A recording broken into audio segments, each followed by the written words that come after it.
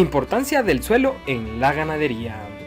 El ganadero frecuentemente fija la mayor atención en los animales de su hato ganadero, algunos en pastos, pero muy pocos ponen atención en el suelo de sus potreros. El suelo es la capa fértil que recubre la superficie terrestre y está compuesto por elementos gaseosos, líquidos y sólidos. Los pastos ayudan a los animales de los hatos ganaderos a producir alimentos sanos y de la mejor calidad. Actualmente los suelos tropicales han evolucionado en materia de adaptabilidad a los diferentes climas que se encuentran en estas latitudes.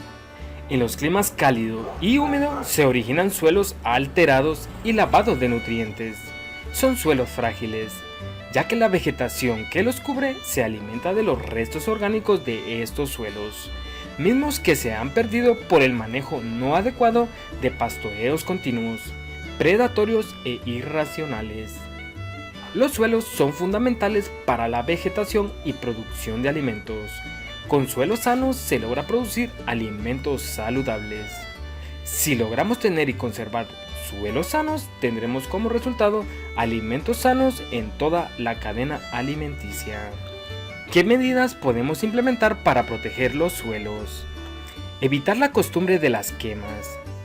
Practicar sistemas de pastoreo en armonía, suelo-planta, planta-animal.